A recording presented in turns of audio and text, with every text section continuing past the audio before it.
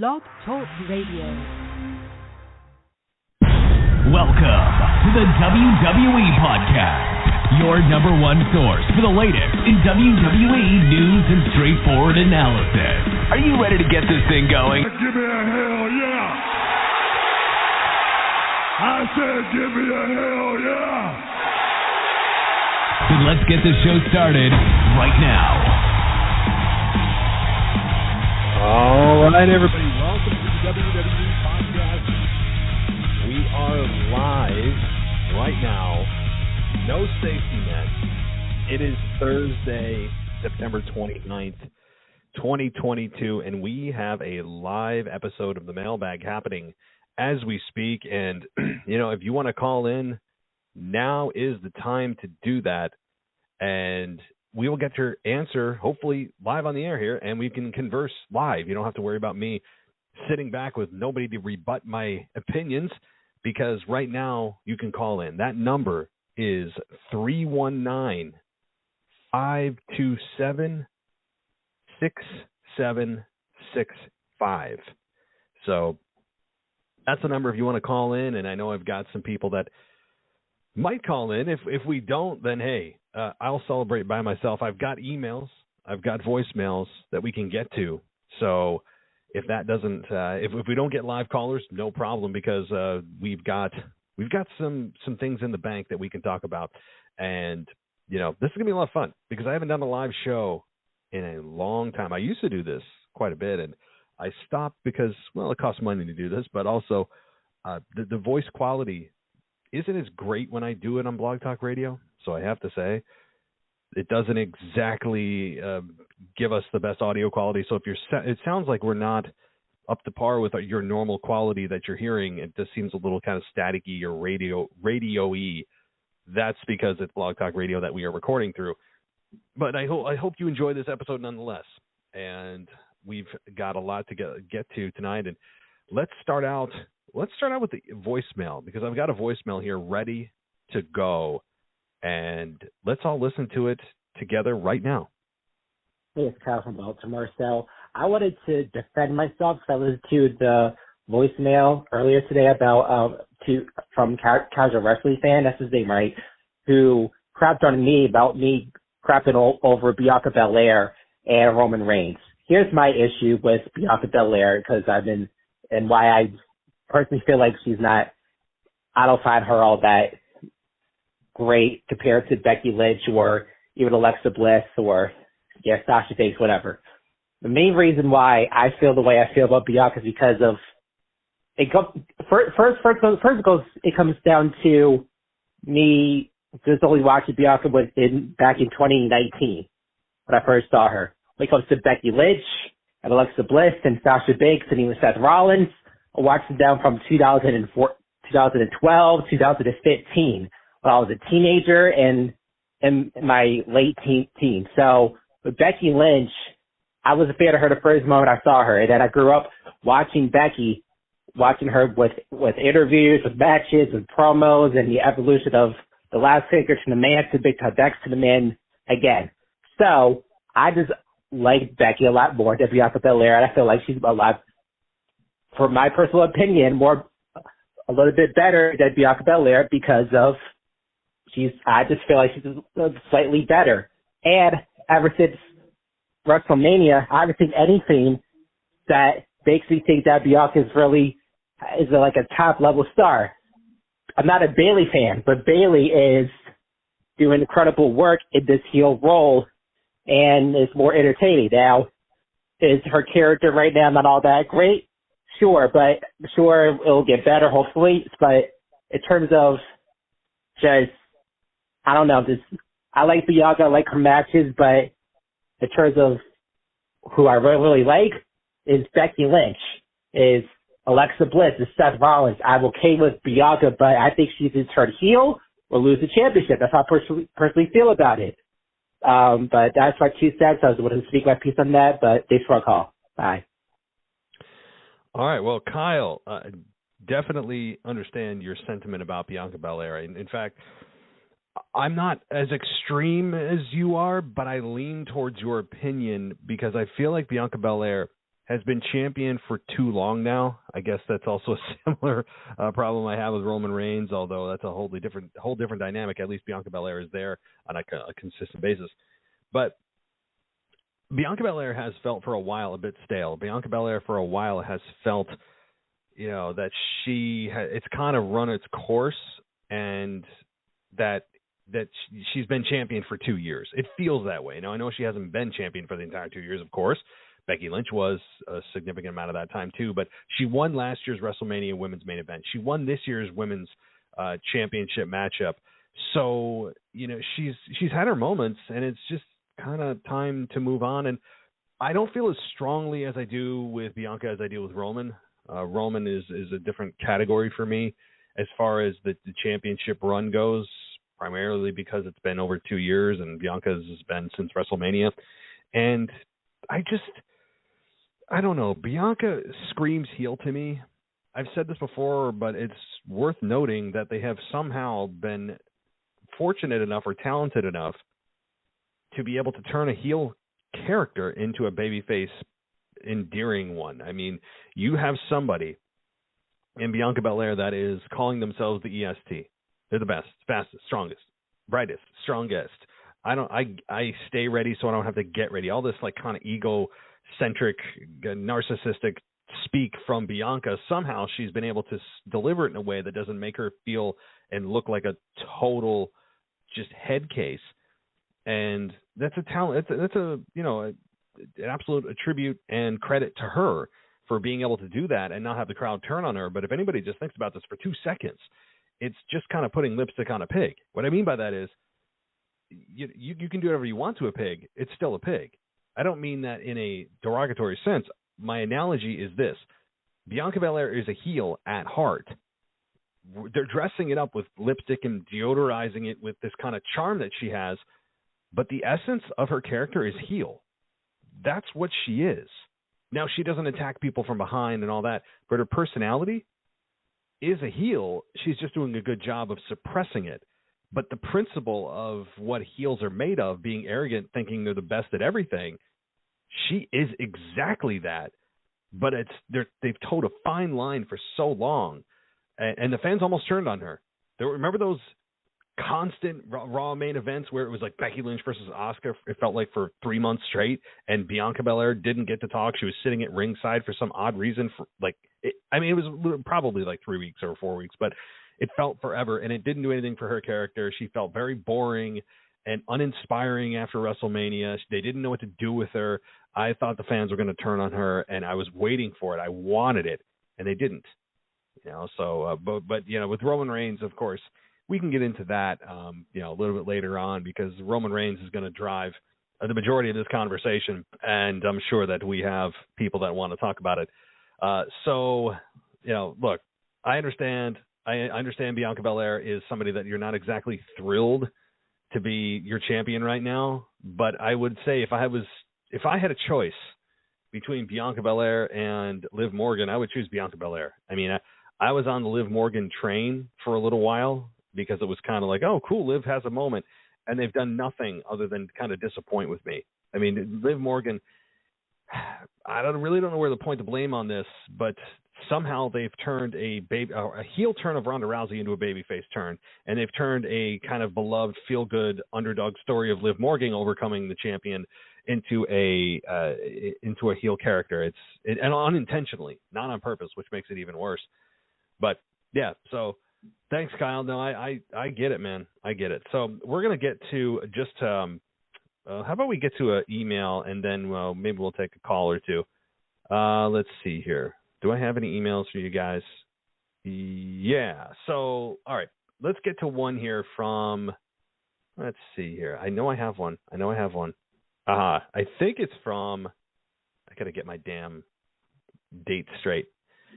This is not it. Okay. Well, the G-Man. The G-Man, I don't know if you meant to put this on the actual mailbag or not, but it's going to go on there. So here we go. The G-Man says, huge turnaround from Judgment Day. Months ago, it was nothing but loss after loss, and now they're in the main event after main event, and now they're the group to beat. Kevin Owens is on the biggest winning streak of his career. I don't see him losing anytime soon. And Dexter Lumis is so entertaining. He was so good in NXT, and I'm really enjoying him on Raw, and already got his first pet in The Miz. Dexter Lumis, let me go in reverse, is entertaining. And I don't know how serious we're supposed to take this program with The Miz. I think The Miz is just kind of in a comedy relief, but not in a terrible attempt at comedy way, just in a kind of a soft spot to land on Raw, where Dexter Lumis is going to pop up in the most ridiculous places ever, and he does, and it's fun, and it's not to be taken too seriously yet. So I agree with that. Kevin Owens, to your second point, is on a huge winning streak. I do wish he would be on the microphone more than he has been the last few weeks, but maybe too much of a good thing can spoil it.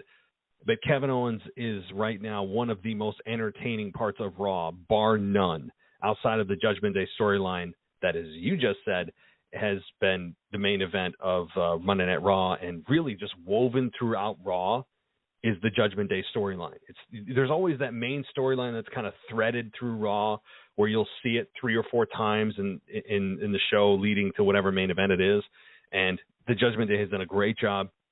The creative has done a good job of reviving this group that I thought was completely dead after Edge was ousted. And I said, oh boy, that's it. I said, Edge, they're done. This is a terrible decision. And I still believe it was not a good decision, just because I don't think they fleshed out what they could have done with Edge there.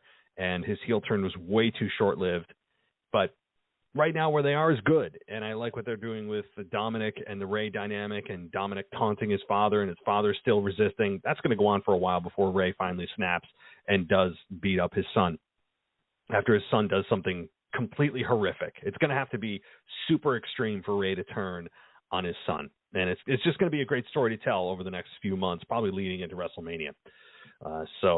Okay, let's see here. What do I want to do? It's my show. So it's my show. What do I want to do, guys? Let's take a vote. All right. Well, you know what? I got a couple calls. So I'm going to take one of the calls, and then maybe we'll get to a second call, or maybe we'll get to another voicemail. We got a lot to get to tonight, guys, and I'll try to be here for the hour, through 11 p.m. I don't want to go too much past that because I have my big boy job I have to get up for tomorrow morning. But, all right, let's take the call. And I have a feeling, I can't remember if Mr. Casual Wrestling Fan is this area code or another, but we're going to find out real quick. I have a feeling, but let's find out. All right, area code 615. Do I dare ask? Oh, you're about to go live. State your name and where you're from, 615. Hey, Matt, you know who it is. I do. Wrestling Fan. There he is. How you doing? That's right. I'm pretty good, man. How you doing? Good. I enjoyed our faux debate that I had. I had to cut up your voicemails into several so that I could go point by point. It was a lot of fun. You seem very impassioned by what Anthony and I had to say about Roman's run. Yes, Roman Reigns does that to you. Mm-hmm. But yes, I checked it out. It was real good content. I give you that. And I like your points, but I disagree, and that's okay. You didn't change your opinion, and you didn't change mine, but it's fun. I agree. Yeah. Exactly. But let me ask you this: so in your world, in this world, I mean, you love the Roman Reigns run, and I get that. Where would you end it, and who would you end it from? Like, who would be the one to end the streak, and where? I keep saying this, and it's kind of my prediction. For me, it'd be Cody Rhodes, and it'd be SummerSlam 2023. Okay, that's how I would do it. Because I honestly, a lot of people don't agree with this. What if Roman Reigns holds it to 2024?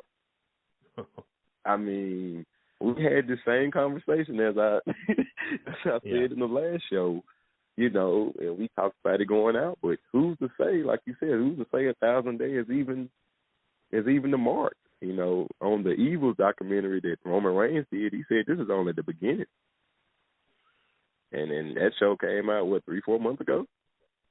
So, 4 months ago, he's saying this is just the beginning. and you going on a part-time schedule, I think we in for a long Roman Reigns ride. Boy, that's going to make a lot of people depressed. But okay, so to you though, okay, I could see that being realistic. I wouldn't say that that's out of the realm of possibility. Cody Rhodes is the heavy favorite to win the Rumble, and he's not even announced, and we still don't know when he's coming back.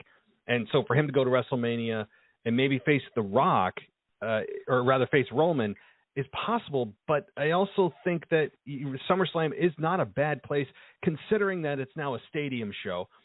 But to you, I guess my question also is, would there ever be a point where you would get to where we're at and say, okay, enough is enough? Like, for you, what is that cutoff? Well, I'm going to be honest, and let's be realistic. I talk about this when we take over the show. It's not boring to me. Roman Reigns still has plenty of opponents in front of him that he can face that's credible. It's not like, I know a lot of people say, well, he's done did it all. Well, you still got Karrion Kross out there. He hasn't beat him. We seen Drew, and that was great. Nobody wants to see Logan Paul, but we're going to get it. We got Braun Strowman, the new and improved Braun Strowman. You got The Fiend comes back. You got The Fiend. You got Cody Rhodes. Everybody wants Seth Rollins, Roman. So it's a lot of matches against credible opponents, which people will say, oh, no, Roman's going to finally lose it. Like with Drew, everybody said no. I believe you predicted no. Miss Kaiser Wrestling fans said, no, Drew was going to win it this time, and it didn't. So it's not to say that, oh, it's boring, Roman's credible, we know who's going to win, but we really don't, because people still pick against Roman. And I'm pretty sure on the Mailbag Takeover, we're going to have people writing in saying Logan Paul has a chance, but he doesn't. He has absolutely no chance. None. But they're still credible opponents. If you put Roman Reigns and Seth Rollins together, a lot of people would say Seth got a chance. Roman Reigns, Cody's got a chance. Roman Reigns, new and improved Braun, if they can put him over, got a chance. Karrion Kross has a chance. So it's still a lot of people. Randy Orton, who's still out there that we're not listening, thinking about, has a chance. It's a lot of people that you could put Roman next to, and people would say, I don't know. So I like the run that's going. Oh, I'm sorry. Go ahead. No. That's the one thing that this part of his run has going for it now for me. I'm sure Anthony would say the same thing, and others, is that, okay, it's not at least as predictable as it was the first 18 months, where you knew there was absolutely no chance. Of course, Logan Paul's the exception because Saudi Arabia's prince has, a god amount of money, and he's just getting to do whatever he wants. But outside of that, it's now in the part of his run where, as you said, Seth Rollins, we would say, actually has a chance. Drew McIntyre, I picked against Roman. He had a chance. Kevin Owens has a chance. We're now into at least more interesting part where every match he has, for a fact, is at least one match closer to him losing, and the chances every time he defends it go up for that person winning, because the longer it goes, there's got to be a time limit for this thing. So that for me is the one saving grace is once he gets to Seth Rollins, gets to Kevin Owens, The Fiend, if he attacks, who the hell knows when The Fiend's coming back? The rumor is it's going to be Extreme Rules, and I don't know who he's going to attack. Who knows? We'll talk about that bridge that event when it actually happens. But at least we're getting to the part again where we are talking about people that actually have a chance versus the first 75% of his run that it was like, okay, cool. We know what kind of match. Let's see what kind of match we're going to get. We all knew Brock Lesnar in the 5 matches he faced Roman wasn't going to win. And that lasted so long. That was, to me, that was no fun because you knew he was going to beat Brock Lesnar. Exactly. And, that's why I'm still interested. They putting Solo Sikoa in. Look at Sami Zayn, honorary Ooze. Yeah, how do you like Sami Zayn? It's great. Love it. I love Sami from day one. I love the angle they put him. They've been putting him. I love it. It's great. He's fitting in. He's got his own T-shirt that's available on WWEshop.com and doing well. Anything and anybody that gets the Roman Reigns rub is an instant star. He's going to be champ. They can sell Sami Zayn shirts because of Roman Reigns. Seth Rollins got a new shirt. How's it doing? Drew McIntyre's got new shirts. How they're doing? Roman Reigns puts out a new shirt every month or two. Yeah, and he's from a money standpoint, like crazy. Yep. Yes. Totally. From a money standpoint, if you're WWE, who else would you want to be champion? I know everybody, and I know fans, you hate to hear it. Wham. Roman Reigns needs to drop one belt. We'll be happy if Roman Reigns drop one belt. No. Keeping both belts. There's not going to be no split. It's not going to be one belt coming off of him. If Roman Reigns loses the belt, he's going to lose both. So to all the fans out there that want one belt, ask yourself, would you prefer Roman to stay both champions or prefer Roman to lose both belts? It's a no-brainer. Let him keep both. But what do they do if the thing is, if there's a brand split and they do another, well, there's really no brand split. They'll pretend there is, but there's not right now. If they do a brand split, true brand split, and do a reset with a draft, you don't think that they'll split the belt at all. You think it'll stay on Roman with the 2 championship belts? Yes. I think he will still float as a champion because, I mean, think about this from a different aspect. You pulling your champion away from TV, which I know everybody says that sucks and that's bad. He should be on every show. But you're elevating your mid-card. Your mid-carders feel like main events. You got Damian Priest and Matt Riddle in your main event. These are mid-carders who's getting elevated. You know, it's more than just Seth Rollins, you know, holding the brand down. And I feel like that's the good part about Roman being away. Your mid-card all of a sudden feels like main eventers. And they do. Yeah, I mean, I think a lot of that has to do with Triple H, too. I mean, if Vince were still in charge, I don't know how much airtime Kevin Owens would have gotten over the last 2 months. I have my doubts. Triple H seems to understand the value of Kevin Owens, especially on the microphone. The promos he's had with Austin Theory, with Drew McIntyre out of nowhere, talking to Sami Zayn, saying, "This isn't the Sami Zayn I know. Like, what happened to you?" To me, I mean, that's Kevin Owens at his absolute best. Of course, he's great in the ring. So, yeah, I mean, the mid-card guys now are being elevated, and sure, you're getting more time also for the United States Championship, the Intercontinental Championship, and that's great. Both of them needed a lot of help. Like, they were both on life support, sadly, and it's great to see that they're getting shine and they're getting the attention that they desperately deserve. I think that fans just the absentee champion thing is a big problem, and I think that they look at this and say, all right, well, we've had enough. We get it. Roman's a long-term champion. How much more can you get out of a longer run? I mean, I still believe it's a diminishing return. Like, we've crossed the path where there's not much more you can do. To me, at this point, he could be champion for 5,000 days, and I would not feel that they got any more out of it. To me, they've passed that point of the maximum they could have got out of it because, okay, he runs through the entire roster. It's like, well, he's already done that anyway. Like, he's already run through everybody. Now they're just kind of cycling people back he hasn't worked with in 18 months, like Kevin Owens possibly in the near future. Seth Rollins hasn't worked with him since last Survivor Series. So, like, and I get it. It does kind of feel fresh, but to me, how much longer can you go? Why do they feel that the longer it goes, the better it is? To me, there's not a single payoff they could do at the end of this, and I go, wow, that was totally worth it. There's nothing on this earth that I can think of that they do at this point that I would feel is worth all of this time. I mean, that's me.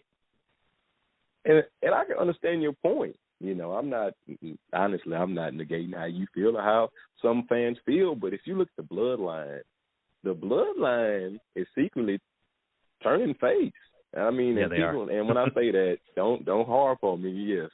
But if we look at Stone Cold when he started off doing his thing, if you put Stone Cold in the 80s, he's a heel all day long. But in the new era that was turning, the Attitude Era was turning, he's perfect face. The bloodline, when Roman Reigns comes to your city, outside of Wales, you rarely see a city that's worse than 50-50. Mm-hmm. Most crowds, if they're not 50-50, then they're 80-20 positive, popping. Roman Reigns is a draw. His shirts wouldn't be – he's not on TV and his shirt sale. He's not on TV. People love Roman. And I know, you know, some hardcore fans still on the other edge of the spectrum, and that's fine. But me, as a casual wrestling fan, when I'm at home, I'm putting my ones in the air, as most of the crowd is doing. You acknowledge him. He's getting to that upper echelon when he comes, he sells tickets, he puts asses in seats. If you say Roman Reigns going to be in your city, you're going to go. it's a bummer if he's not. Yeah. No, I absolutely, look, they have done a nice job of making it feel when Roman Reigns is there, it's a big deal versus the first 6 years of his career when he was there on a nightly basis and you just kind of go, oh, okay, he's here again. It's amazing what time does when someone's not there. It's the old adage of absence makes the heart grow fonder, and it's true even for heels, and even a heel like Roman Reigns that is kind of low-key a babyface. I mean, when you look at what they did with Sami Zayn is really hard to boo. I mean, he really is hard to boo because he's been heel for like the last 5 years.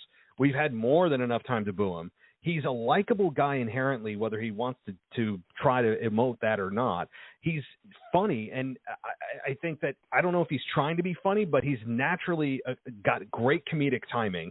And he's really good in the ring, which I think people forget how good he is in the ring because for a while he's kind of been that the butt of the joke heel that is going to lose, but you forget how good he can be. So, I mean, they do have a group outside of maybe the Usos, but, they even, I think the fans respect enough to not boo. But, like, you listen, you hear the Bloodlines music hit, you hear Roman come out, and you don't hear a chorus of boos. You hear people acknowledge Roman generally. It's not an overwhelmingly positive response, but it's not the intense heel heat that you'd imagine he'd have at this point because they've done a really good job at making him feel like a big deal when he's there. So, yes. And, on Sami Zayn, briefly, they missed their chance to turn the Bloodline fully heel. If they would have kicked Sami out the group, I would have been like, why would they do that? That's, I think you'd have got a lot of fans heat, even the crowd. They started booing when they thought he was serious. Sami Zayn is over. I mean, there's no doubt about it, especially in his role. Him and Solo working great together. I love that. Solo is so, he's stoic. So when he did that Uranagi, it's so believable. But Sami Zayn's on another level because of Roman Reigns, and he does have a great face turn coming soon. I actually think we got to watch out for Jay possibly being kicked out of the group. And I know that sounds so crazy, but, when everything first started, it started off with Jay. He challenged Roman, and Hell in a Cell was a hell of a match. And, especially with the tension between the two. But I like what I see, and like I said, for all the fans that don't like it, I'm sorry. I feel for you to have a champion that you're not happy about. That's how I feel about Liv Morgan when I see her on my TV. How y'all feel about Roman Reigns, that's how I feel about Liv Morgan. I can't stand it, and guess what? I'm gonna be so happy when Ronda beats her at Extreme Rules. Get ready. I think there's a very good chance that Ronda does beat her, and I'm kind of off of the creative bandwagon for Liv too. And I don't want to get too much of a deep conversation with this. I've got two other callers here. We'll get to you guys 516 and 704 in a minute. But to end on our conversation, I do want to say Liv Morgan. I have kind of seen the light of them doing a poor job creatively at making her feel like a credible champion and not this kind of just opportunistic, happen to get, a couple of lucky victories over Ronda, and people are supposed to cheer for this. I'm not on board for that. I don't feel that they have done a great job of making the fans get behind her outside of, she hasn't never been champion, and she's this underdog story. That's kind of worn off. The novelty of that's worn off. And now we're left with a champion that doesn't feel credible and doesn't feel like an authentic champion because of the way she won and then retained it. So I think she's in for a hell of a beating at Extreme Rules. Hey, and I'm going to love every second of it. But let me ask you a quick question, and then I'll let you go. Take one belt off of Roman. Is both or none? Do you leave both on Roman? I mean, it depends, because I look at WrestleMania as typically the time that you would end a streak like this, and I do believe the Rock Roman match will happen. I mean, I've said this so many times that I'm getting blue in the face, but if I was going to have a choice, I mean, I would right now I would take the belts off of him. If I don't have a choice, the belts don't split. I mean, I would take the belts off him. I know they want to get to the beautiful 1,000 days. It's going to create a nice documentary, and they're going to have a big celebration, all that stuff. But I would take the belt off him now if I had a choice, only because I don't want the Rock Roman match to have the belts. It doesn't need the belt. In fact, it would take away from the match. I think that would be awful, and it would be not only just a bad idea because the Rock's not going to win it, but The Rock doesn't need a championship match. It takes a spot away from a guy that could use that in his career. So, given that, we're so close to 1,000 days at this point, I'm just saying, F it. Like, let's just get to 1,000 days so we can all get on with our lives. But if the Rock Roman match is happening, take the belt off him now before we get to that match, because I don't want the belt involved. So you said if it's Rock Roman, no belts, but if it's not Rock and Roman, you let him keep it. I'd let him go to 1,000 days if they're not going to do Rock Roman for the championship. If it's somebody else they have at WrestleMania, then I'm cool with them getting to 1,000 days. We're already, more than 75% of the way there. We're over 750 days. So, I get it. You're probably never going to get to this again for the next decade. Who's the next person that's going to have a run like this? Probably nobody. In our lifetimes, we may see this a couple of times. It's very rare in today's modern wrestling era to see a run this long, which does make it special. But I would say if you're going to do this and it's not going to happen for a very long time, you're already 3/4 of the way there. Just do it. We've already suffered through the 700. Well, I shouldn't say suffered. The last 100 days we've suffered, I think, for most fans. And just get to it and take the belt off them before we get to The Rock, because I think that would not be what the story should be centered around. It should be centered around family and the elders of the Samoan tribe and who's the real head of the table and all this. There's a lot more that it should focus on other than the championship, because The Rock, is not going to win it. So. Nope, totally agree. Well, I want to shout out to everybody out there. My boy New York Kyle, DJ Kuzmo, shout out to you. I know he's calling in. Tommy S. I can't go down the list. I'm not going to do that. But you have a great night, Matt. Hope you have a great night, buddy. Yeah, thanks, you too. And so, guys, don't forget, you can check out Mr. Casual Wrestling Fan and Mrs. Casual Wrestling Fan next week, as next week is a pay-per-view week. Mr. and Mrs. Casual Wrestling Fan will be here to grace us with their presence and take your emails. So that'll be next week. But thank you, buddy. It's fun, and it's good to hear from somebody that actually does enjoy Roman's run, and I can talk about it. So, all right, let's get to the next call here, and I'm going to put on area code. Let's see who this is. I think I know, but let's find out. Area code 516. What's going on? It's New York Kyle. There he is. There he is. There's area code 5. There. How you doing, buddy? Pretty good. What do you want to talk about? I don't know. I wanted to join the live call. I've never done this before. Oh, yeah, no. Well, I'm glad you called. This is kind of you guys peer pressured me into this. I took a vote, and everybody's like, "Hey, I got to do a live show." So you guys forced me to spend my money, and now I've spent my money. And this is pretty cool, though. I enjoy this. Maybe I'll start doing this a little more often with the live call. What do you think about what's going on in wrestling right now? What do you think about Roman's run? It doesn't have to be Roman focused, but what do you think generally how Triple H has done, I guess, since he's taken over the last couple of months? I think Triple H has done a great job, definitely. But Roman's run, I kind of agree with Mr. Casual Wrestling Fan and you. I think you both have good points. I'm on his side kind of. I enjoy the run. I'm still enjoying it, but you also have good points about how it's getting a little stale and people getting sick of it, stuff like that. Yeah, no, there's no argument that's right on this. I mean, I would say that both of us probably have good points. Neither of us are going to convince the other one. All of a sudden, they were like, oh, wow, he has such a great point. I'm going to change my opinion. It's not going to happen for me. It's not going to happen for him. It's just, and I think that's why what makes wrestling so fun and so subjective is that you can just have your own opinion and stand by them and have debates, and that's what makes it fun. But, I understand and I respect Roman's run. I get it.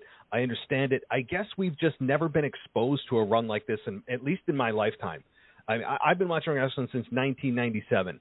I can't remember a run this long. Unless I'm wrong, since 97, again, 1997 for me, I have never seen a run this long, which makes me also partially frustrated. What are they doing? Why is this so long? And so, after watching wrestling for 25 years, you get a little impatient when it doesn't end in 6 months. You're just so used to championship runs going from anywhere from 3 to 12 months at the very most, much less over 2 years. So so how would you do it, Kyle? How, if you could end Roman Reigns' streak, how, where, what would the opponent be? Have you given it any thought? Honestly, I think Drew McIntyre should have been the one that beat him for a Clash at the Castle. I thought that was a good moment for him to drop it, but they didn't do that. If it was me, probably next year at WrestleMania, either Cody Rhodes or maybe Seth Rollins. And like if they turned the babyface in the storyline or something, and he could beat Roman there, that's what I would do. Okay, yeah, no, I think that's plausible. Let me just say, if The Rock does not show up, or he can't commit, or his movie schedules, whatever, the XFL, whatever 18,000 projects he's got going on, can't allow him to compete for WrestleMania, then I would say then it's probably going to be Cody Rhodes. And of course Seth Rollins and Cody have unfinished business. There is unfinished business there, given how Cody went out with Seth attacking him with a sledgehammer, I think it was. So part 4 of that program will happen. But if Cody Rhodes comes back, he's already favored to win the Rumble. If he wins the Rumble and Rock isn't around, then it's probably going to be Rock and Roman, Cody and Roman at WrestleMania. And I don't know what Seth will be doing. Maybe he can interject himself in that too as a triple threat. But honestly, yeah, I mean, Cody Rhodes and Roman has not happened, and I think maybe that's what they're looking towards if The Rock is not available, to take out Roman Reigns at WrestleMania. And if you remember, that's what Cody Rhodes said, like his first day back in WWE. That was his mission statement: is I'm going to win the championship that my dad never could, and I'm going to do it for my dad. All this. So he's already said that's what he's going after. It's just that he's been tangled up with Seth, and then of course the injury that happened to him with the pec tear. So yeah, I don't hate it, but if I had my choice, it would be Seth Rollins, because he hasn't held a championship in some criminal amount of time. And same with Kevin Owens. Kevin Owens hasn't held a singles championship in 5 years. Like, that's impossible. Crazy to hear. What about the women's division? Do you have any thoughts on what's going on there? I know that Ronda Rousey is facing Liv Morgan, and then you have Bianca Belair, of course, on Monday Night Raw. What do you make of all this with Bayley and all that? I still can't stand Ronda Rousey. I'm with you on that. I can't stand her. I honestly hope she gets released. I wouldn't care if she did. Oh, wow. Man, Mr. Casual Wrestling fans rolling, screaming into his phone right now. Oh, yeah. Yes, sorry to him, but I hate Ronda. I also don't really like Charlotte. I'm glad she's not here right now. I don't miss her. I'm not a big Charlotte fan. I think he likes her too, actually. Yeah. Women's division right now, it's definitely getting better with Triple H. They need to start giving damage control some more wins though. If they keep Kingston right, that's a problem. Like, they're champions and they're getting pinned. Yeah, that's kind of like WWE booking like 101 though.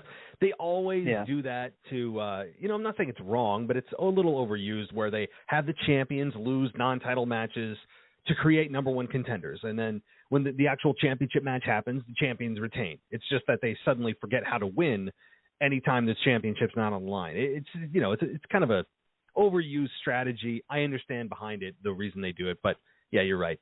So one more thing before we move on here. What do you think about the potential of Bray Wyatt, the White Rabbit, the QR code that's probably going to blip on our screens the next 3 shows before Extreme Rules? What do you think this is, Bray Wyatt? And if it is, how would you re-debut him against who? I hope it's him. I don't see how it couldn't be him at this point. There's been so many clues of it being him. I can't think of anyone else who it could be. I don't know how they would re-debut him, though, after the whole thing of him losing to Randy Orton. I don't know how you can bring him back from that. I don't even know if he's going to be back as a Fiend again. I don't see him coming back at Extreme Rules, though, because it's like a B show. Like, I see him coming back at, like, Survivor Series or maybe even to the Royal Rumble, but probably not that. It wouldn't do teasers that long. But, I don't know how they would re-debut him. It's hard to think of a way they could do it. I don't know. Yeah, that's what I thought about too. Is okay, if they re-debut him, how are they going to do it? I mean, do they just go with their tried and true formula of the Fiend? And I actually don't have a problem with the Fiend because it's been so long and the fans have missed him. And of course, Bray Wyatt went through a lot of mental anguish with his real friend John Huber, Luke Harper, dying, a little while ago when he was in a really bad place. And of course, that awful WrestleMania ending with Randy Orton. That was maybe one of the worst WrestleMania matches of all time, and I hate to say that, but it was so bad with a great build-up. Horrible. And it was just terrible from start to finish. It's so weird for me to say that because of the competitors that they are. It's WrestleMania. Alexa Bliss is involved, but it was god-awful. The ending made zero sense. It was like a child created that, the matchup and laid it out. But, he had to leave. It was awful. And nearly as bad as the Hell in a Cell match with Seth Rollins that started to turn the crowd on the entire character. I don't even want to think about that. But at the same time, it's been so long now that I think fans would feel that it's fresh, and they want to see the Fiend back. The Fiend was so over and so unique and so different that I don't see how they don't bring the Fiend. Maybe they alter the look a little, do some tweaks so it's not exactly the same. But the Fiend is a character that is going to be super over. The fans are going to be super into. I don't know if I'd try anything wacky or do anything that, is kind of risky. The Fiend, is going to be super over, and the fans will forget about all the nonsense with Randy Orton and all that. I think they'll be into it immediately. He could go right after Roman. I don't know. I mean, Roman actually has, as casual wrestling fans said, he actually has a nice set of opponents coming up, a lot of potential opponents. Cody maybe later early next year, Seth, Kevin Owens, The Rock, Bray Wyatt, Braun Strowman. He actually has quite a bit of opponents in front of him, which makes it a lot of fun over the next 6 months or so. But yeah, to me, I don't know who I'd have him, interfere against. I don't even know. I really don't even know. He can't be a heel. If they try to make Bray Wyatt a heel, that's going to flop really bad. That will not work. No. It didn't work when they did it the first time. I mean, they tried. Exactly. The Fiend was essentially a heel character, and it's not going to work. It's just too cool. It's too intriguing. You're never going to have people unanimously boo that character. But before I let you go, anything else at all? I mean, any other comments or questions? Actually, one more thing about Bray Wyatt. I don't know if you saw this. People were saying, like, in the last QR code, there was another little hint of someone else it could be. There was, like, a link to, like, the website where it showed, like, another White Rabbit thing. And, like, people were saying in the source code, there was, like, 2 lines, and it was, like, it was like the lyrics of Aleister Black's theme song. So people were thinking it could be him, too. But then he went on, like, his Instagram Live, Malachi Black, and he basically said, like, it's not me, I'm staying in AEW, I'm just taking time off. So he basically denied the rumor. But people think it might be him because it was the lyrics of his old theme song. I would say I don't think it's him. I think it was just a coincidence, but you never know. Yeah. I think that would be super in-depth, and I love how fans get so deep into this and come up with conspiracy theories. Yeah. I love it. It makes it so fun.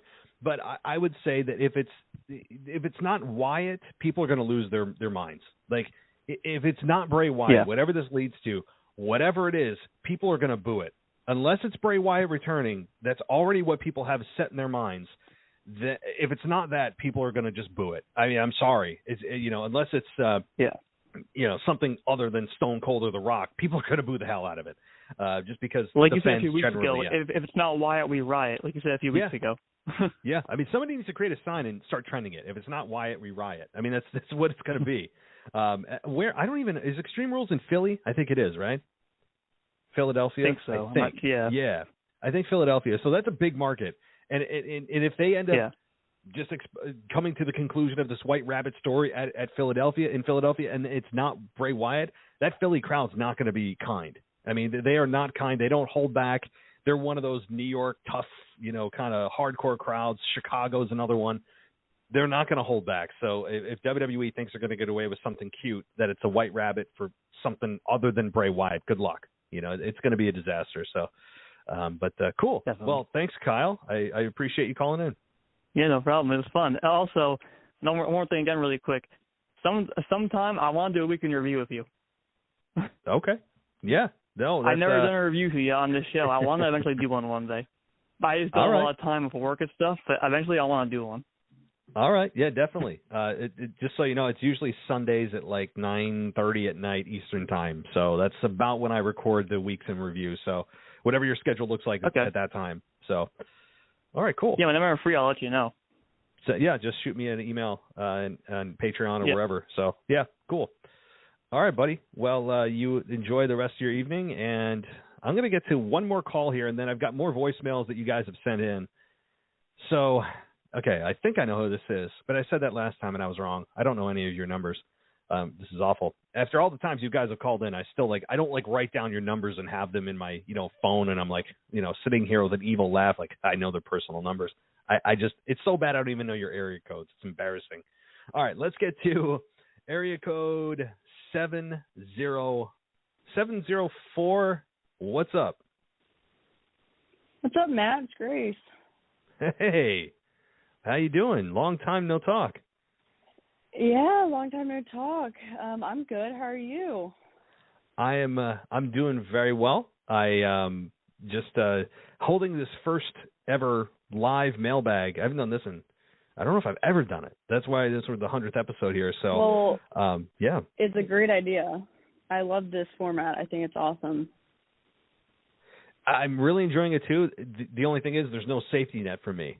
So the things that I edit out that no one has any clue about now happen live. So yeah, I'm live. But so what's on your mind?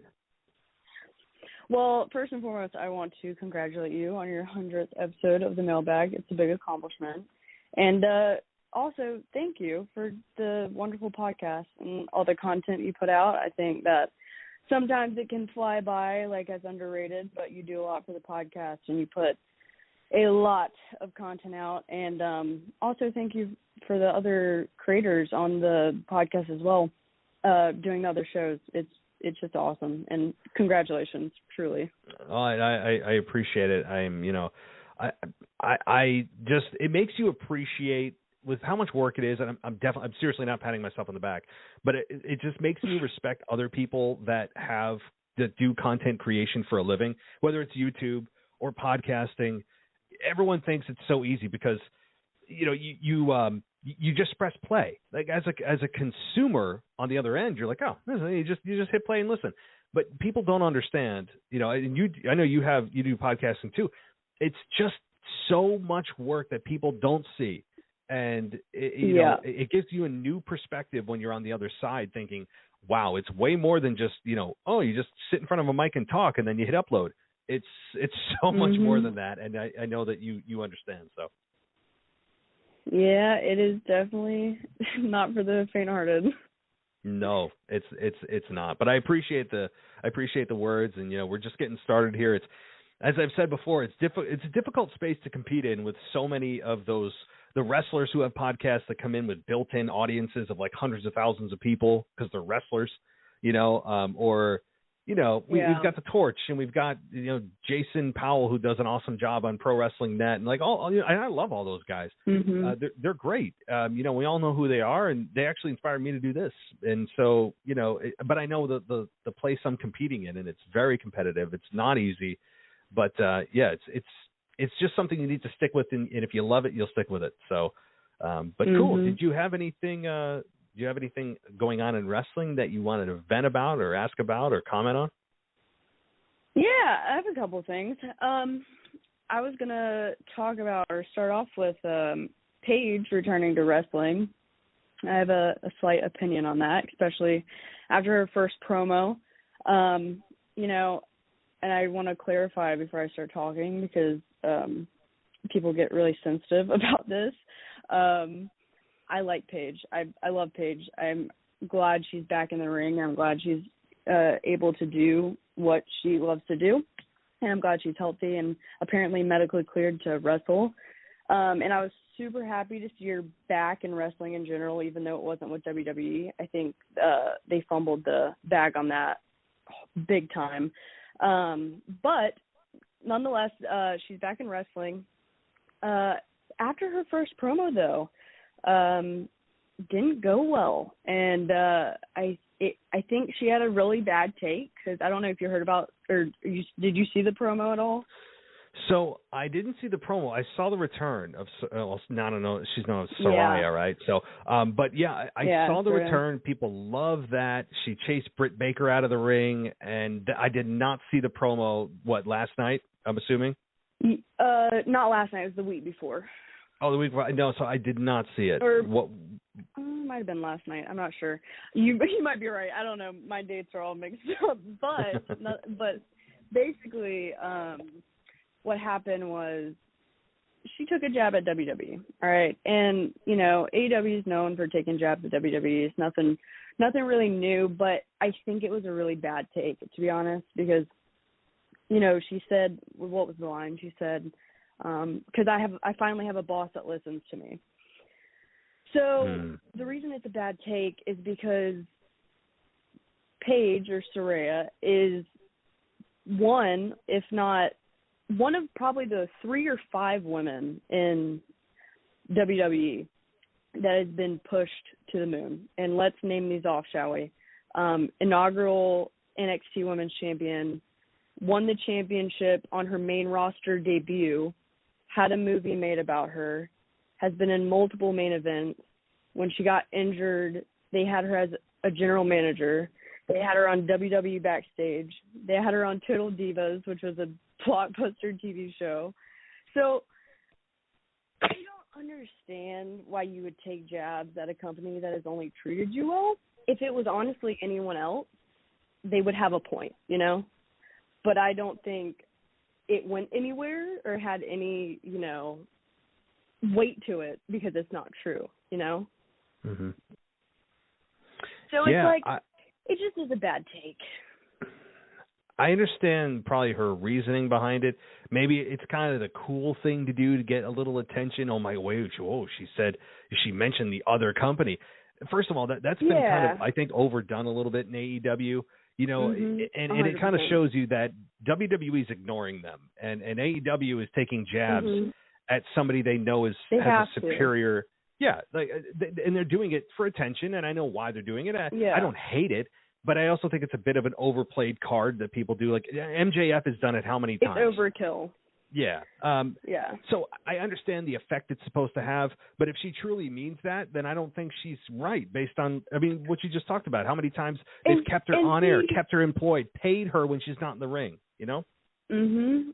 And see, like I want to make this clear, this doesn't make me dislike Saraya or Paige or anything. I still like her, and I think she's a great athlete, and she knows what she's doing in the ring, and she can cut a great promo. But here's the thing, it's that's why I don't think it was her, because I genuinely do not. I think she knows that. All those things I listed off, that was her. It wasn't me doing it. It was her. So there's no way in her mind that she believes that. So I feel like it was kind of put in. She kind of might have been given that to say. Like you said, it's AEW's trend to take jabs at WWE. So I could totally see that being thrown in for her. Because if she genuinely believes that, which I don't think she does, then she needs to be drug tested. But also, speaking of drug tests, Triple H saved her career multiple times because she failed multiple drug tests. She could have been fired off of WWE, but they kept her. Just saying that. But then again, all of that put aside, I hope she does great, and I honestly hope to God that division the women's division in AEW needs serious help, and if Saraya is the one that can help them, and I think she possibly could, I'm not going to say she can, but she possibly could, I wish the best for her, and I hope she does fix the division over there because they need a lot of help. Yeah, you follow it much more than I do with AEW, but from what I hear and whenever I see it, it's like Britt Baker and everybody else. I know that there's some other women, Jade Cardwell, I think I got that right. So yeah, they've got some good talent, but every time I turn around, people are saying that same exact thing, and I think that Paige or Saraya certainly could add a lot. Not only does she have star power, which of course she does, and this is the first time she's come back to the ring in how many years. Certainly there's that, but it also there's going to come a time where she has to actually deliver. Can she still go in the ring? It's not just, okay, cool, Paige or Saraya's back, whatever. It's okay, cool, nice to see you. Can you actually deliver? Can you deliver the goods? Can you have a good match? And I don't know that answer. And I hope that she's actually 100% okay to do. I really hope she's not putting herself in jeopardy. There's got to be a reason WWE didn't put her back into the ring. Oh my knowing God. From a medical reason, there can't just be politics involved. People, the women's division really in WWE needs help too. I mean, but more so in AEW, there's got to be a reason WWE didn't do it from a medical perspective. Their doctors must not have cleared her for some reason.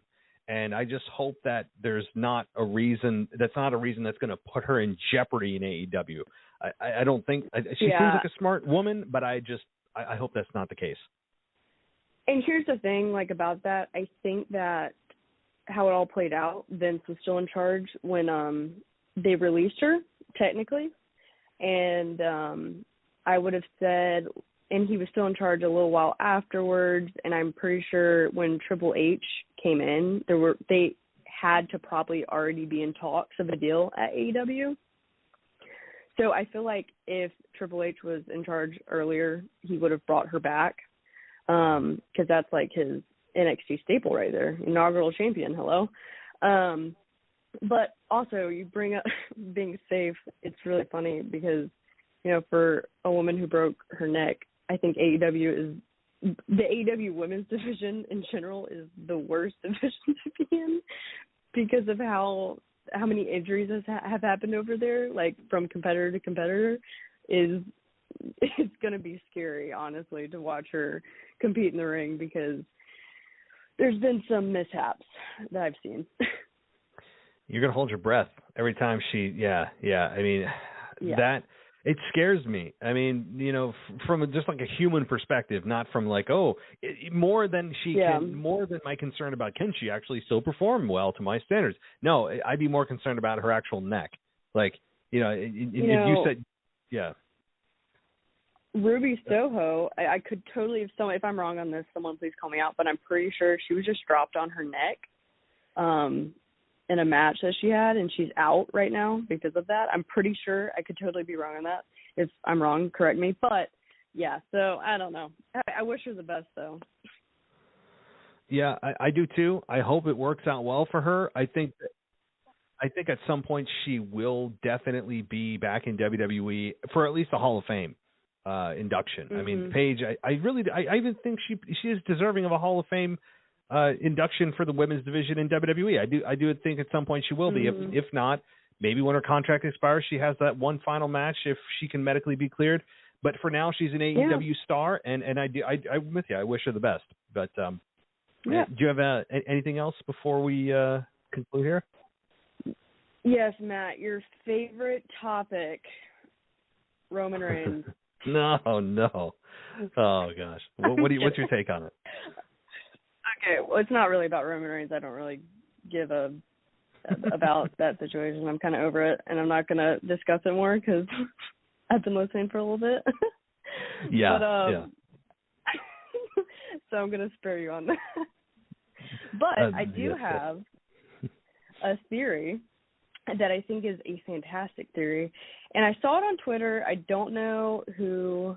So if whoever tweeted this wrote this, this is credit to you, but I don't have it verbatim, like word for word, but basically the general idea was Seth Rollins versus Roman, which is, I feel like a popular, pick for someone taking the belt off Roman. People want it to be Seth, me included. And I heard a fantastic theory on Twitter, which was a ladder match between Roman and Seth.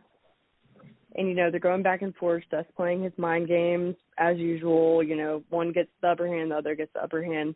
And at the end of the match, basically, it ends with them going both on top of the ladders. They grab the belts. They're fighting over the belts.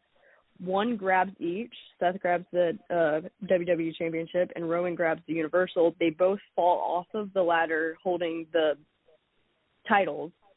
And then that ends that. And you have kind of a split created in its own way. I would take – that's as good as anything I've heard. I've said on record, I don't care how it happens if they just don't even discuss it and all of a sudden it just happens. I would accept that. But that to me makes a lot of sense because he's having to carry around these two belts, which I actually don't understand. If you've told me that it's merged, It's been like how many months since WrestleMania? Your belt team can't come up with a single championship belt just to merge it. Just pick one of the belts and stick with it and call that the Undisputed Universal Championship. I mean, like, why they need to have him carry two belts? I guess it's for the visual of him holding two belts instead of one. It's a better picture. It's a better look. I don't know. But, yeah, I'm all for that. If they want to make that a stipulation or that the finish of a ladder match with Seth to get one of those belts off of Roman, yes. Like, sign me up tomorrow. And you can go on a 10,000-day reign with Roman as Universal. But for them to, exactly. Yeah, that's the thing. I know. That's the biggest complaint I have. And I think most fans have is there's no champion on Raw. He's not even on Raw ever. He's on every 4 SmackDowns, every second or third pay-per-view. It's just it's too much. It's not even to the point of, like, I want to see someone beat up Roman. I just want to see guys on the other brand get a chance for their careers. And it's like, I feel like there's a really big misconception about, like, people, like, when you say you don't like the situation with Roman, you automatically just, don't like Roman. No, I actually like Roman Reigns. I think he's fantastic. I can't help but to, sit up when he comes out and, like, pay attention because he just has that presence. But the thing I just don't like is, like, he doesn't have to have both belts. Like, he really doesn't. The one he has a streak with is the Universal. So I have no problem with him keeping the Universal. Keep going on that streak, hit 1,000 days. I don't care. Go ahead. He can do it, sure. But just, he doesn't need both belts. Like, it's just, he's not even doing anything with, like, there's no point. Yeah, no, it's something I really do believe, though, at the end of the day, they're going to want to get to that 1,000. They are salivating to get to that $1,000, that 1,000 days. They are dying. They're sitting there going, guys, they probably have a countdown in the office. Like, guys, 250 days, 249 days, because they know that it's going to be this big thing. They can promote the hell out of it on Raw and SmackDown. They already have a documentary. They probably already have cameras following Roman around where, there's going to be like day 756 of Roman's run, day 800. Like, they've already got this all produced. And I understand that's what they do. But living in the moment, he just living doesn't in it need right the now, WWE Championship. It's just just give us the WWE Championship and continue your streak. The streak was up to 500 and something days before the WWE Championship came into it. So the majority of this streak is just with the Universal. So continue. Like, just give us the WWE back. Yeah, it's really not a hard thing to figure out, but Yeah, it gives me a little more hope that Triple H is in charge and not Vince. If Vince were in charge, as I've said, it'd be Roman Reigns versus Roman Reigns at WrestleMania. I mean, like, that's probably the opponent he would choose is somehow himself. And so that's encouraging, though, that at least Triple H is there. He has to know what fans are saying and thinking. Triple H is much more in tune, or at least much more reactive to what fans are thinking and wanting than Vince seemed to be, as Vince seemed to be more of the I know better than you, and I'm going to give you something that you didn't know you wanted, which sometimes would be the case, but more often than not it wouldn't be. So I'm more encouraged with Triple H in charge than I am with Vince. Vince in charge would be very scary right now, at least from a Roman Reigns perspective.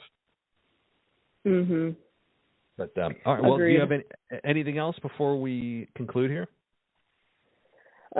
No, I think that's about it. I was going to tell you, I'm going to Raw in October 24th. They're coming to Charlotte. So cool. If you need someone for a Monday Night Review for an in-person take, hit me up. Absolutely. Yeah. Actually, I'm going to put the responsibility on you because I am awful at remembering this stuff. So why don't you? Okay. Because I will not remember that. I'm all for it. Just send me a message, wherever, and just say, hey, just lock me in so I can actually put it in my phone. Because if you just tell me, it will be erased from my brain in 5 minutes. So that would be much appreciated. I don't blame you. I don't blame you. All right. Well, thanks, Grace, and we will connect soon. Yeah, for sure. You have a good night. You too. All right. So I know we have another caller here, and every time I say I think I know who it is, I'm wrong. So I'm gonna pretend I have no idea who this is, and let's get to area code 516. What's going on, buddy? Hello! What's going on, man? This is DJ Kuzno here on the Mailbag Show. Congratulations, man, on your 100th episode. I just wanted to come on live just to talk with you. And I know a whole bunch of other callers, they were, talking to you about professional wrestling. And I had this thought, right, with trying to bring back the old WCW belt. The idea that I had was that, since Roman Reigns still has both the titles, he has both the Universal and the WWE, wouldn't it have made sense if, let's say, Triple H somehow brought back the WCW belt, the World Heavyweight title belt, for Monday Night Raw, have maybe some sort of tournament, and let's say the winner of that tournament that same night becomes the champion. So, because I know that I don't know if they're not gonna, if they're gonna plan to unify the belts for Roman Reigns, or they're just gonna keep them separate, which kind of doesn't make any sense. I mean, he's the unified champion, but he still has two belts. So, just a concept that I thought of, bringing back, the World Heavyweight title, put it on Monday Night Raw, because still to this day, Monday Night Raw still doesn't have a major champion. I mean, we have Bobby Lashley, but, we don't have, the level of like a Roman Reigns on Monday Night Raw. So, yeah. I like it. Yeah, I mean, because we haven't seen, like I said, it's been an eternity since we've had somebody on Monday Night Raw as a champion on a consistent basis. And that WCW Championship belt, that I remember Triple H held, it felt like, also an eternity on Raw in the early 2000s. Exactly. I like that belt. A lot of people like that belt, yeah. Mm-hmm. Yeah, and it's kind of similar around the same time frame, because I think it was like around 2002. Around 2002, when I believe when they brought back the World Heavyweight title on Monday Night Raw, I think it was like right around, I think like October, November, like when they was about to change into like they was going through the whole brand split, and they brought back the World Heavyweight title. So I was thinking it's like kind of like an anniversary in a sense, because I think right now it's like almost the 20th year anniversary when they brought back the World Heavyweight title to Monday Night Raw. It would be like, apropos to bring it back, in 2022. So, as long as it's not the spinner belt. Like, I mean, if they bring back the spinner belt, like that's one I would vote against, right? Like, no spinner belt. None of that. I mean, maybe the smoking skull belt. That's one of my favorite modifications of belts ever. That was awesome. Yeah, no spinner belt. I'm good with that World Heavyweight Championship belt, or maybe the Winged Eagle Championship belt with like Shawn Michaels and Bret Hart era. But maybe I don't know if they would do that, only because unless they're going to keep Roman champion, for another 1,000 days, I think they're like, well, we're already 80% through this. Fans can deal with another couple of 100 days. We already through most of it, and then we'll take the belt off Roman, and So I'm all for it if they're going to do a much longer run with Roman. But if they're not, I think that they're not going to do it. Yeah, because the main focus is not even the WWE title. The main focus is the Universal title, because they don't mention how many days he has been holding the WWE title. Only the Universal, since when he defeated Bray Wyatt in 2020, and that's when the amount of the days started to count down. I guess they're trying to get to 1,000, but because the main focus is more on the Universal, so the WWE is kind of like kind of being like in the shadows since he won both the belts at WrestleMania. So I mean, I don't know, like in terms of how they would take the two belts off of him. So that's how I was thinking about, hey, maybe bringing back the World Heavyweight title, so at least we have that Monday Night Raw at least has a major champion. And speaking about Bobby Lashley, I don't know what's going on with Bobby Lashley. He just had a phenomenal match last week with Seth Rollins. He was in a backstage segment this past Monday Night Raw. I don't know if he's caught it on the Hulu version, but he didn't really have any interaction in the ring or anything. I don't know what's going on with the booking for him. I don't know if they're kind of saving him for Survivor Series against Gunther, but I don't know what's going on with the booking of Bobby Lashley, and I don't know in terms of like other like credible opponents that he could face in the meantime before we get to Survivor Series. So I'm a little bit concerned about that with Bobby Lashley. I don't think they know. Maybe they're building him for Veer Mahan, right? Like, I mean, who knows? I just it could be, right? Like maybe that's the payoff. Yeah, Bobby Lashley's been sadly an afterthought after such a great run, that he's had. All of a sudden, he just disappeared. And, as you said, he had a great match with Seth Rollins. I mean, a pay-per-view quality match last week on Monday Night Raw. It was so good. And then he disappears for a while. And then he's backstage, and that's it. And it's like, I don't know. I think they're probably saying the same thing you are. How can you not showcase your United States champion who's at the prime of his career and not put him in some kind of program? They have no opponent for him right now. I think that's why. Example, like I think a couple of months ago, you saw how they did the video package for the United States champions, all of the past United States champions, kind of bringing credibility to the United States title. But then since then, it's like it's kind of been lackluster with Bobby Lashley in the booking, And even looking at SmackDown, you can see the difference with Gunther and Bobby Lashley. Obviously, both one of them is a heel and another one is a babyface. But you see that Gunther, guy is as soon as he came to SmackDown, he's made a major impact on the roster, and he's holding on to the Intercontinental title. Hopefully, maybe till next year. I don't know, but going back to Bobby Lashley, I don't see that with him. So I don't know in terms of how they're gonna work him into some sort of feud with maybe Gunther for Survivor Series, or they just kind of have him do backstage segments. But it's something got to give with the booking with Bobby Lashley. So. I think a draft, like a reset of the roster, would really help him. Maybe a change of scenery. Yeah. Maybe swap the IC and United States champions. One goes to SmackDown, the other goes to Raw.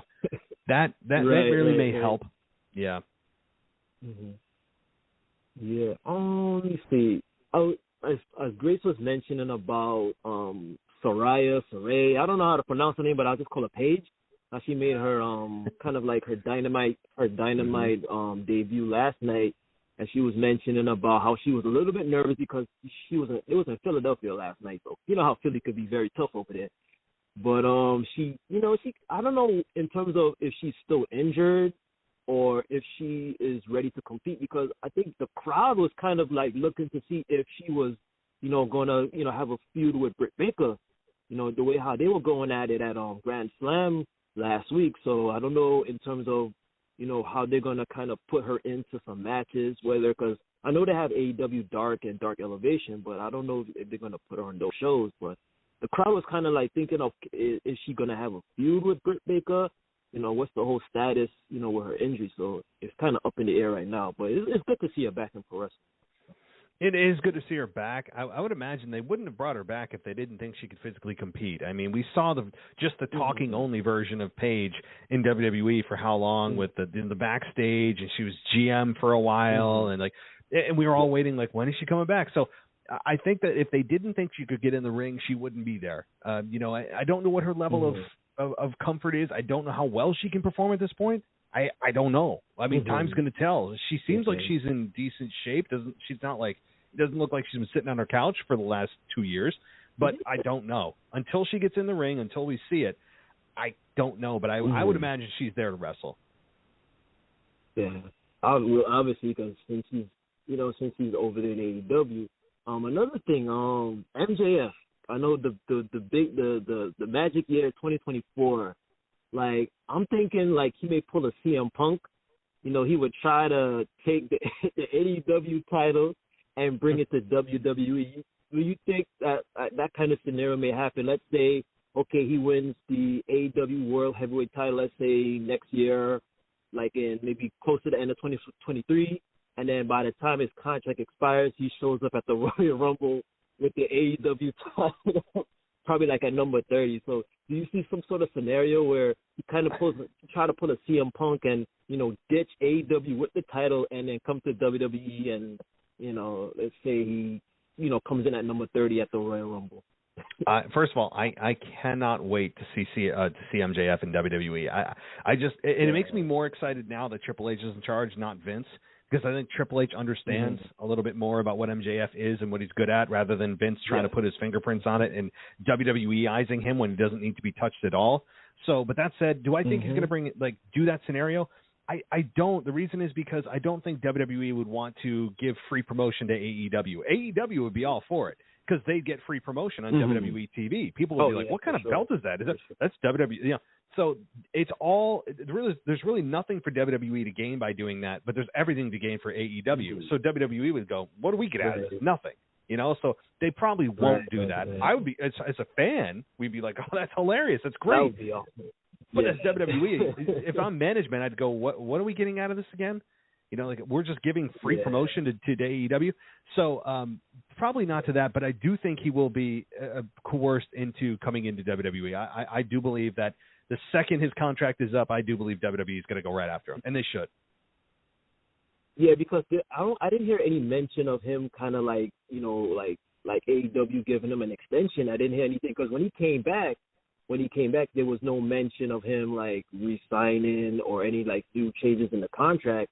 You know, it was kind of like Tony Khan on his hands and knees, literally on his hands and knees begging MJF to come back because, you know, AEW was kind of like tanking a little bit when he wasn't there on Dynamite. So I don't know in terms of his contract situation, you know, because it looks like 2024 might be the year that, you know, he ends up in WWE. So, you know, let's hope. and MJF has been very clear. I've heard him say that he doesn't want to sign any contract extensions, that he wants it to be a bidding war come January 1st. You know, like he has made it very clear that he has no interest in signing any contract extensions from Tony Khan. So, yeah, but very good. Cool. What's going on with Hulu? What's going on with Hulu? And because I'm hearing that I was reading an article. They said something about I think they had some negotiation issues with you know, with the content, and now they're going to get rid of WWE off of Hulu because Dennis McGinley. Shout out to Dennis McGinley. He sent me a DM because he was kind of like confused as well. Like they're going to get rid of WWE, and you know how like for somebody that's not watching it live, right? How can they be able to watch, you know, the episode the day after, you know, because Peacock, on Peacock nowadays, they have most of the episodes from, like, let's say a couple months back, like maybe 3 or 4 months back, you know, but they don't have it, like, the next day. So in terms of that, like, I think they said something about, last time I checked, something about, like, they're going to try to renegotiate so that WWE stays on Hulu, but it's kind of up in the air right now with, you know, with the whole situation with that. So, yeah, I mean, the reason is that you see the old episodes on Peacock that are like a month old or wherever. It's because Hulu owns the exclusive next day rights. They are the only provider anywhere. No cable company, no Spectrum, no Comcast, nobody has the right to air Raw the next day. Only Hulu. And right now they're in negotiations, and they pushed they pushed the contract another 2 weeks just to get us through, I think, SmackDown on Friday, and then it does expire for good. Yeah, so like tomorrow. After tomorrow, if they don't come to an agreement, we're not going to get the next day on Hulu. So I don't know where it's going to go. They got to have something. I think they'll come to terms on something. Otherwise, they wouldn't have had that extension for 2 weeks. If they felt they weren't going to be able to do it, or they were moving on, they wouldn't have done it. They would have said, "No, I think we've got another place we're going. It's you know, Netflix or Peacock or wherever." And I think they'll come to an agreement. I truly think they will. And also, I was reading a little bit with Disney, right? Because there's also a possibility. I'm just throwing out there. There's a possibility that Disney could actually purchase Hulu. So in terms of that, you know, you probably see WWE content, you know, maybe move to Disney Plus because they were trying to find a way to acquire Hulu like a couple of years ago, but it didn't work out. So they trying to see how that could work out because, you know, you have ESPN and all of the other networks kind of connected with Hulu. And, you know, so it's kind of interesting to see how that goes about. But I don't want to be honest, I kind of miss the WWE Network with the streaming service. You know, I'm still kind of getting used to Peacock, but I still miss the WWE Network, how everything was there. You know, you have all your content and stuff like that. But, yeah, the whole Hulu and WWE is kind of it's kind of some shady waters right now with this whole negotiation process. I miss the original WWE. I'm with you. Like I miss that app. You just pop in. It was customized for wrestling content. Now it's you got to search. It's not immediately there. It's still kind of sloppily done. It's just not the same. Yeah, and I don't think they'll be acquired. I still don't think Hulu will be acquired. If they do, if WWE is ever bought out by Disney, which I actually don't think they will now, because I think WWE realizes that if they go TV 14, that Disney's not going to be involved in TV 14 content. Like you can't have WWE Raw on the Disney Plus package. I mean, because especially if you go TV 14, it's a weird mix, and you can't have Cinderella next to somebody bleeding, Right, because it's family oriented.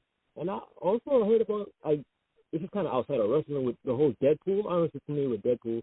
Like I think they're trying to do a Deadpool 3, but I don't know if the Deadpool 3 is going to be kind of not too rated R, but kind of PG in a sense, because they try to cater to the MCU. So I don't know how they're working with that, and in terms of putting it on Disney Plus. But yeah, it's kind of interesting to see where that goes with Hulu and WWE.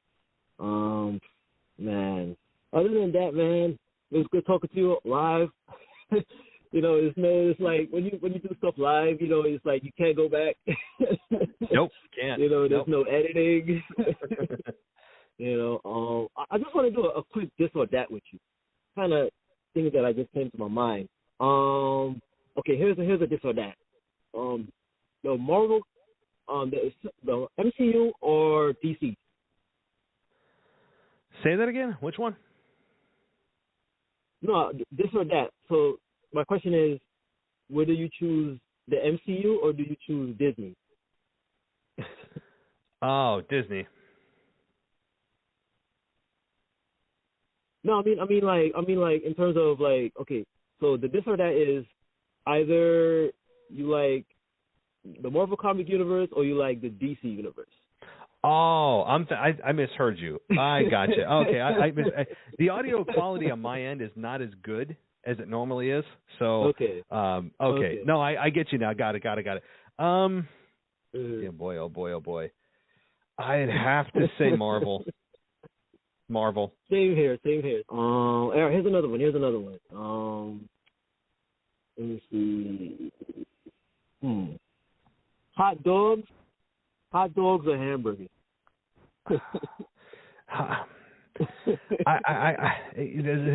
Okay, it depends. Like, where am I getting this hot dog? Is there cheese on it?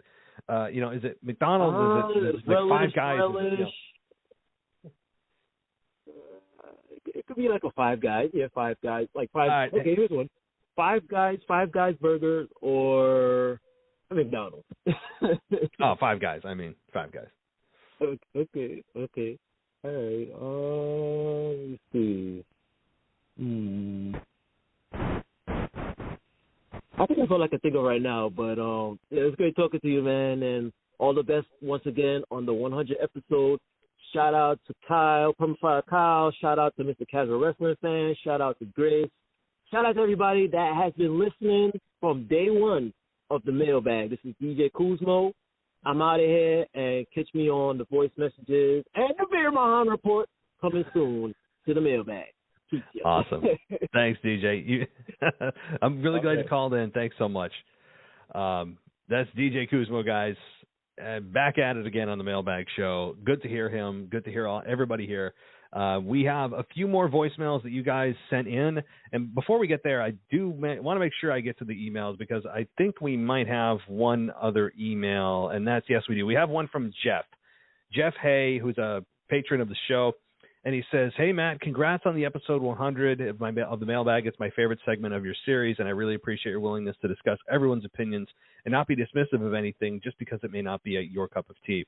My question is this week about announcers. I feel like besides the fact that it's the only brand with a resident champion, SmackDown has overtaken Raw as the company's flagship show. Pat McAfee announcing really solidified that opinion for me. I've been really bitter about Game Day temporarily borrowing him from WWE. McAfee has that Jerry Lawler-ness about him, where he says what he's thinking, whether it is deemed to be too inappropriate or not. He toes the line with taboo, and at least I find that to be most entertaining out of all the announcers. Michael Cole is proficient. I like the heel persona of Corey Graves enough to not find him annoying, and I think Jimmy Smith is unbearably bland, and Byron Saxton is as quiet as a mouse until either Corey makes fun of him or something big happens in a match. Then Byron just shouts and freaks out worse than Joey Styles on crack.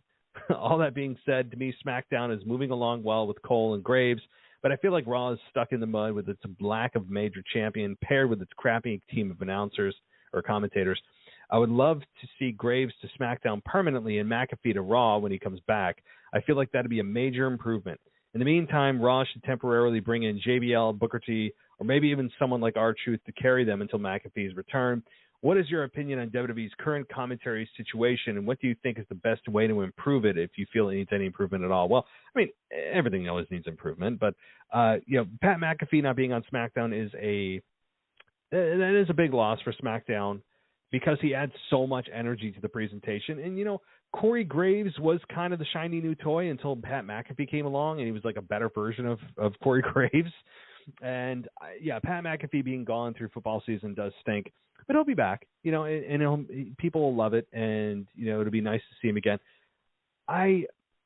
Here's what I think about it, though.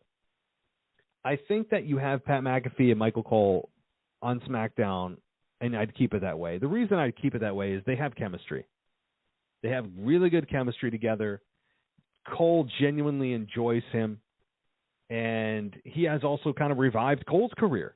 It's not just about McAfee. I think he has revived Michael Cole's career, one of the most, I think, underappreciated announcers of all time, simply for the fact that he had to follow the greatest announce team of all time of Jim Ross and Jerry the King Lawler. Cole was just put in a very untenable situation. But when you look at this on Raw, Jimmy Smith is as robotic as it gets, Mr. Vanilla.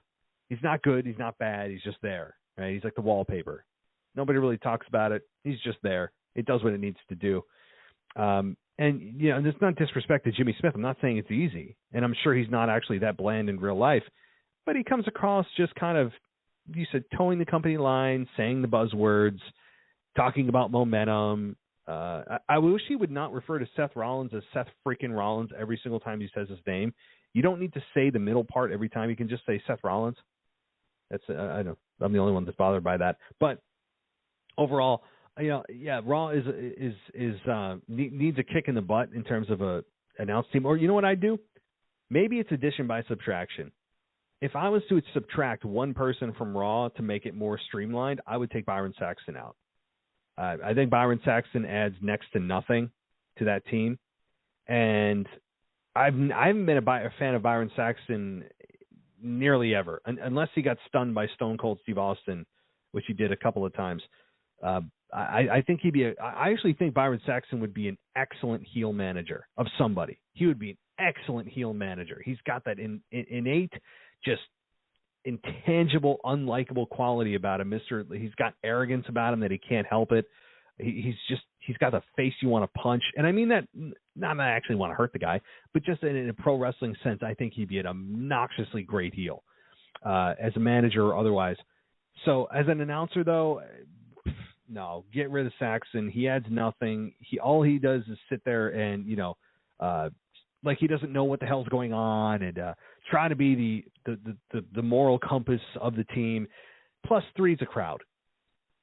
I think you have the color commentator and you have the play-by-play, period. You don't need to add a third person. A third person just muddies up the water. Get Saxon out of there. That's what I think. But Booker T, I wouldn't put him on commentary. He's a loose cannon. He's unpredictable. He says things that don't make sense. And Booker T's voice isn't also very listenable for long periods of time. He's just got a raspy voice, and it's just the way he is. I wouldn't put him there. He's one of the greatest of all time, no doubt, but I wouldn't put him on the commentary team. I never enjoyed him on the commentary team when he was on Raw on a regular basis. Nor would I put JBL. JBL is I don't know. not exactly my cup of tea either. So he's got a bit of an arrogance about him, and so I'd keep Booker T and JBL to the pre-shows and sit them there with what is it? What's his name from Hot 97? I can't think of his name. The radio guy. He also does like the Michael K and the Michael K show. My God, I can't think of his name. Rosenberg. That's his name. So that to me would be the team. It would just be Jimmy Smith and Corey Graves for now. Just leave it at that. Keep it simple and don't muddy the water. But thanks, Jeff. And let's get to, a couple more voicemails, and we will close the whole night out. It's been longer than I expected, but that's okay. The live calls have been a lot of fun. Let's see if I can work this here. We're live as live can be. Let's get to the second voicemail here and see who it is. Hey, Matt, it's and the Daily Podcast family. It's Permafire Kyle back on the 100th episode of the Mailbag celebration. Hopefully you heard that. Hopefully it was loud and clear. That's sound effect. Celebration noise. Sorry, I have brain fart for a second. I'm actually at work right now, but I wanted to call because, hey, it's the 100th episode. I have to. Can't think of any wrestling questions at the moment because most of them that you answered already on your Raw review. I can't think of one. Can't think of one at the moment. So I know what I'll just say. I have another question for you. I have all the first 100 Mailbag episodes. This is a question for Matt. If you remember any, what was your favorite moment? Like, what was your favorite, funniest moment on the first 100 Mailbags? Like, a funny thing that someone said that made you laugh or something. I don't know. Your favorite moment. I don't know. Can't think of anything else to say. I just wanted to call. This is the 100th episode. What else? What else happened on Raw? What else happened on Raw? Well, NXT on the other hand. NXT,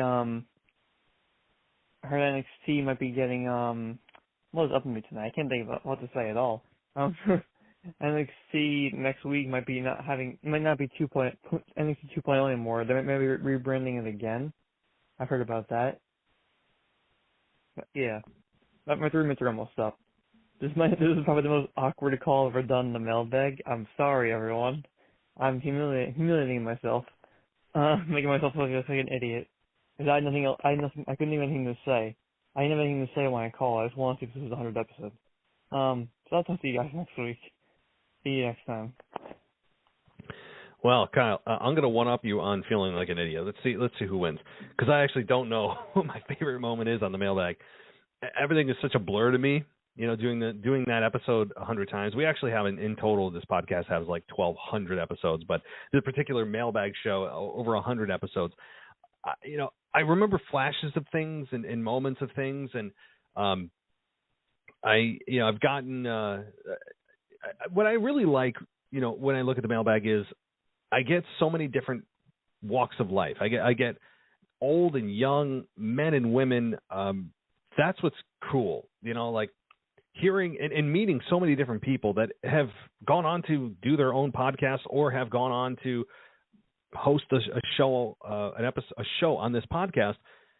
That's kind of my favorite part. I know it's a cop-out. Everyone's looking for like a hilarious moment. And if I actually had a budget to do so, I would hire a production team to go through 100 episodes and find some funny clips. I don't have the time nor the money to do that. So we're going to be super unprofessional here and say, I don't know. Other than that, other than the relationships that we formed and being able to, help out other people, make their own shows or come on this show and, do an AEW review or an NXT review, whatever it may be. That's kind of the cool thing. Like, people come and go, hosts come and go. It's the nature of this deal. But overall, we all share the same love, and that's the love of wrestling. So how cheesy is that? See, I think I beat you in the embarrassing part. Okay, let's get to our final voicemail, guys, and then we'll close it out here. Hey, man, it's Justin from Maryland. It's been a while. I got a new job, so my hours are kind of in the way of me trying to call into the Mailbag, but it's good to be able to call in and discuss some things I want to discuss. So first is Seth Rollins. I'm loving his work right now. I'm interested in the match against Riddle at Extreme Rules. I'm hoping that Seth still goes over because he stated that he wants to challenge Roman. So I think that he should definitely go over. It wouldn't make sense for him to lose and then challenge Roman. So definitely looking forward to Seth and the rest of this year. And I like that new submission. So hopefully that he uses that submission to beat Riddle after the stomp. Next is Roman and the whole bloodline situation. I love the segment with Sami on SmackDown. I was laughing the whole time. Jey Uso, he just hates Sami. Like every week he's just going off on Sami, and Sami's like, "What is your problem?" Like, I just think it's just great TV. I think also I agree that this will eventually lead to Sami and KO against the Usos for the titles. I'm not sure who the Usos will face at Extreme Rules. Probably nobody. But I love everything going on right now. I don't really care about Logan Paul and Roman. Logan Paul has no chance of winning. You had multiple options better than Logan Paul. This is just a marketing match. So I fully expect Roman to go over. And hopefully we get somebody returns after the match to set up his next feud. Hopefully Bray Wyatt, because I definitely can't wait to see him come back. Finally, Edge and Finn.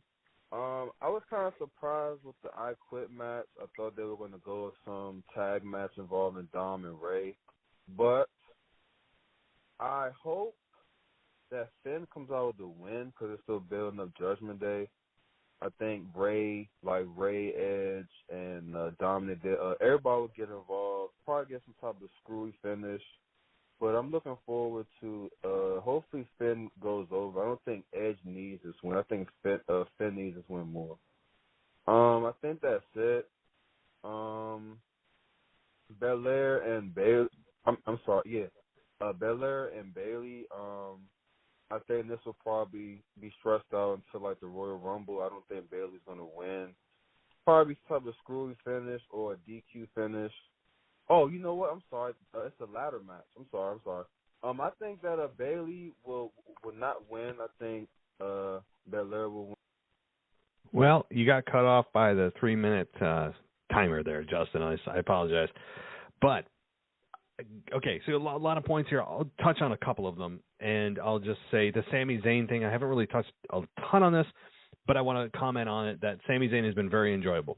And he's making himself a big star. He's making a lot of money selling those T-shirts, too. The Honorary Ooze T-shirt. It's a great T-shirt. It's a great idea for a T-shirt. And you know, so good to WWE, good for Roman, good for Sami Zayn and all that. And when you also look at the ladder match between Bianca Belair and Bayley, it probably does get stretched out. As far as when Bayley finally captures it, I could definitely see it being not until a major pay-per-view. I don't see Bianca Belair. While I don't mind if she drops it, I can see WWE wanting to stretch it out a little bit longer, even though I feel like Bianca has been champion for forever, nearly. So, yeah. And your also your comment about Seth Rollins and Riddle. Seth does need the victory if he's going to be facing against Roman Reigns in the near future. Definitely. You know, I think Seth is always in need of big wins. Seth has needed big wins for a long time. He continues to lose and lose and lose, the big ones anyway. And one final comment before I end the show here is, and I mentioned this in my show last night, I can't remember, but Bray Wyatt, when he won the championship, how did he win it? Or rather, how did he lose it? I'm sorry. When Bray Wyatt lost that Universal Championship, pop quiz, when did he lose it? SummerSlam 2020. How did he lose it? Roman Reigns.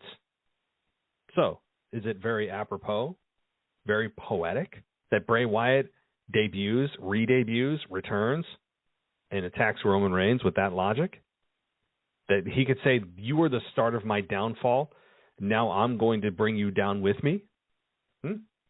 Seems a bit pedestrian, but it may work. So, all right. Thank you, everyone, for calling in, for writing in. If I missed your voicemail or email, I apologize. I hope I got to everybody. If I didn't, I always have a makeup. So, there's always some one or two people every week, it seems like, that I miss, and I feel bad, and I just incorporate them on the Weekend Review show. So if I miss anybody, and you're like, hey, he didn't get to my stuff, I don't do it on purpose. And if I did, or if I missed it on purpose, rather, I will make it up on the Weekend Review. I'll sneak that into that show. So thank you to everyone for calling in, for emailing, for all the voicemails. It was a lot of fun. Thank you for 100 episodes, to 100 more, or 1,000 more. Let's do the Roman Reigns deal. Let's go to 1,000. All right. Thanks, everybody. I'll be back on Sunday with your Weekend Review. Until then, take care, and I'll talk to you next time.